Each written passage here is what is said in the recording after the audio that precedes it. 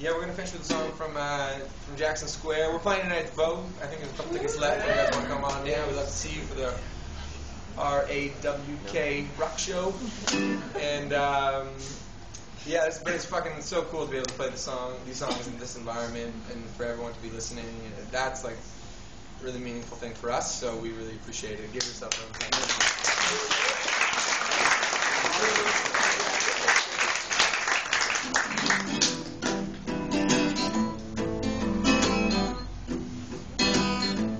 John Lennon. The head on the wall, my piss hardly makes. Actually, before we you already started. You can't go back. No, I can do whatever I want. So we started. This song.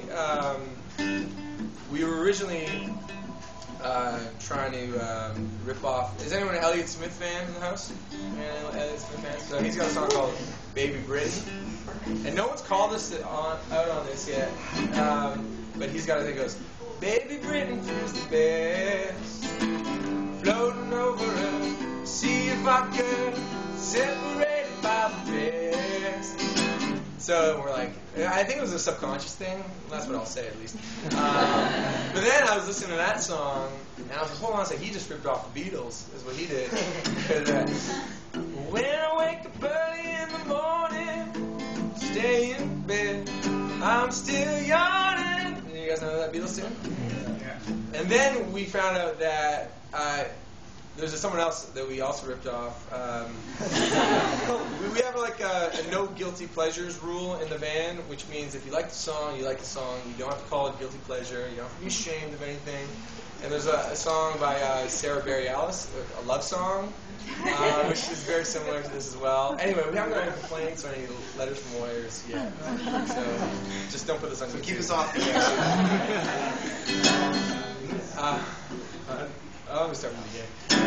Head on the wall, my piss hardly makes the start. This time you're smiling at.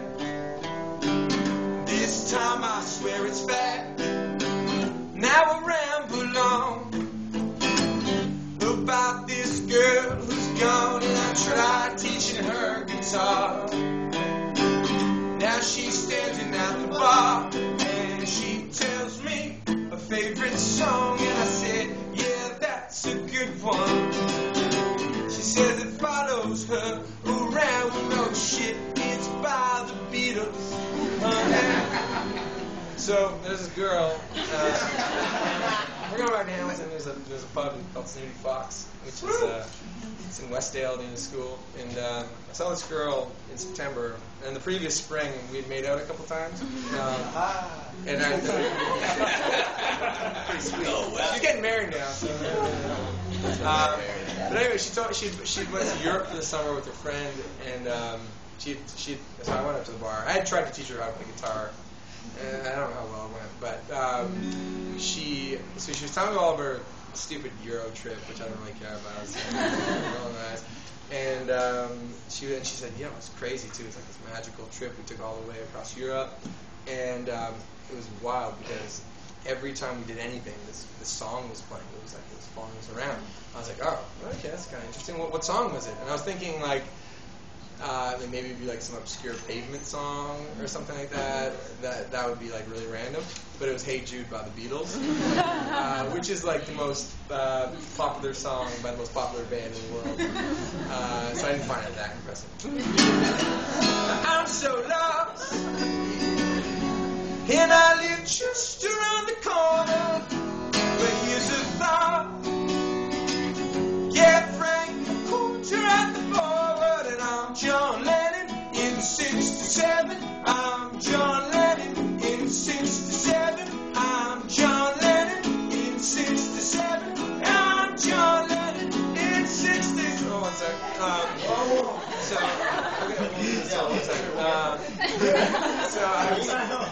You're gonna get your guitar solo. Don't worry about it.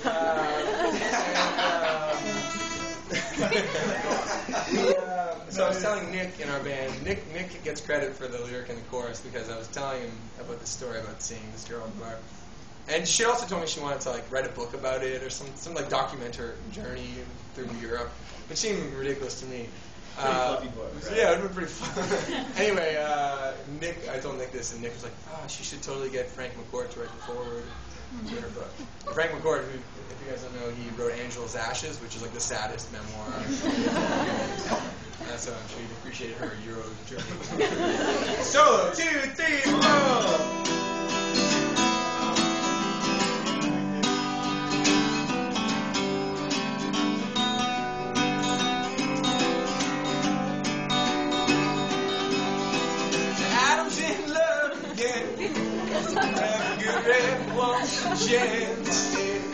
Morgan's hearing none of it.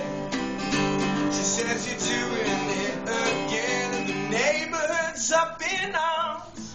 They're trying to shut down all the bars, and everyone's a private eye. They're hiding in the bushes every night. Last thing here. So there's this, when we were in school, there was this organization. We lived in an area called Westdale, and it was like half like family residential homes and half just like drunken students just parading around. So there was an organization called Westdale Against Drunk Students, which the acronym is WADS. Which is and so anyway, what? Their MO was to like catch students in the act of like drunken behavior. So they literally like camp out at like 2 in the morning, like in bushes, and catch drunken students like pissing on their lawn or throwing up all over the place. Our keyboard player Dan was documented on the front cover of the Hamilton Spectator doing this. He got in a lawn chair. In a lawn chair.